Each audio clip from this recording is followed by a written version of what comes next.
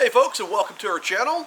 In this video we are going to talk about a beginner's guide to using your charcoal grill. If you like what you see, I ask that you go ahead and like that video and hit the subscribe button. It really helps us out. Okay, first off, I am not using a Weber grill. This is an off-brand. I bought it from Amazon for like 160 bucks. Weber makes a fantastic product. There's a few differences here, but the grills are almost identical. We'll do another video on comparing the two, but you'll hear the term kettle grill interchangeable with kettle grill. It's kind of like Kleenex is a brand name, but it's synonymous with facial tissue. Okay, the first feature I want to show you, and not every grill has this, is a foldable grate. This grate is obviously for cooking your food. Some of your nicer grills, I'm not even sure all Weber grills have this, but if you're buying one, be sure you get one with a grate that opens this, so if you're doing long cooking like smoking, you can open the grates up, add extra coals as you go along. Alright, next, under the cooking grates, we have the charcoal grates. This guy right here.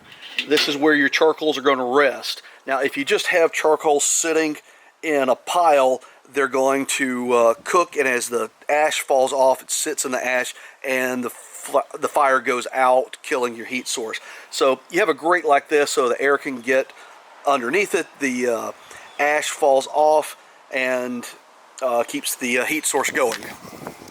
Next, we have our damper vents. Every grill has these.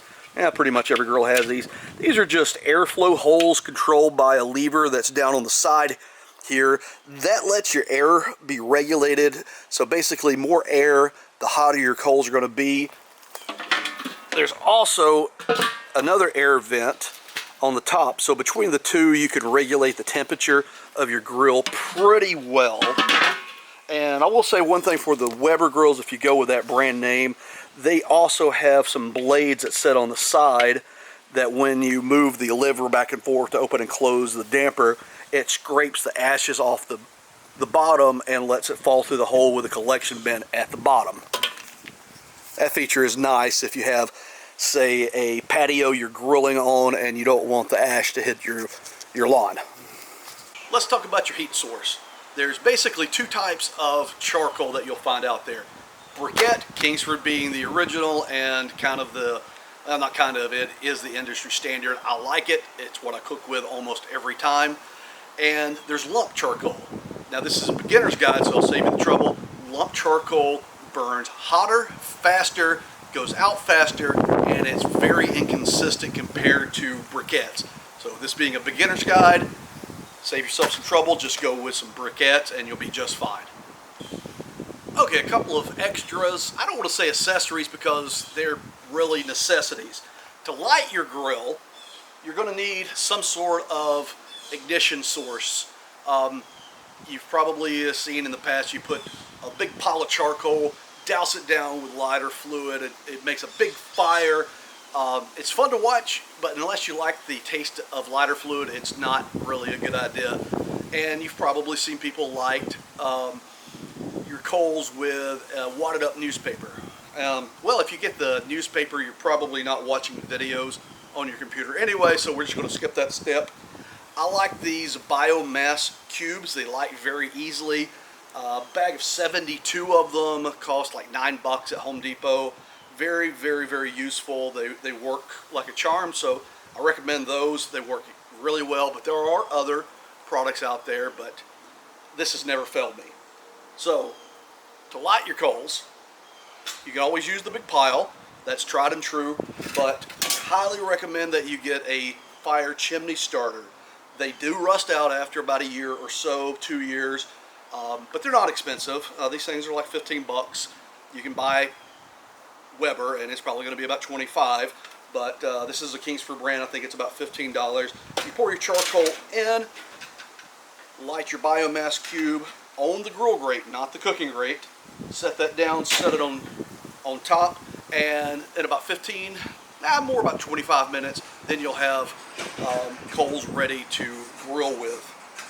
Now the next things that are absolutely a necessity is a long pair of tongs and a long spatula.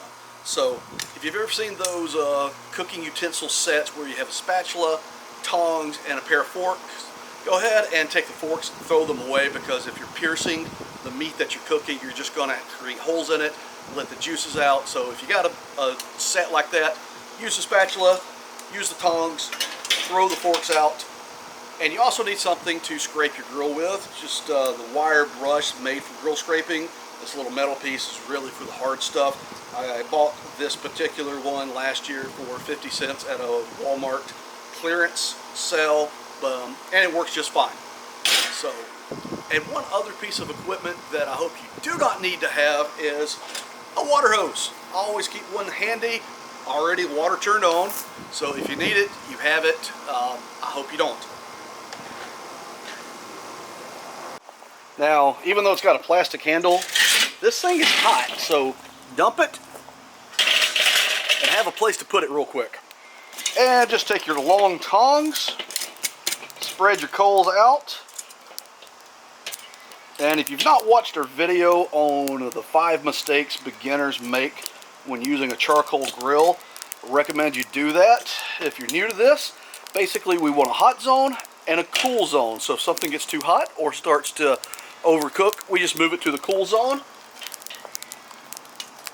Then we'll go ahead and place our grates on the grill and let that heat up for about 5 more minutes, and then we'll scrape everything off to clean it up. Hope you guys have enjoyed this. Be sure to like and subscribe, and happy grilling.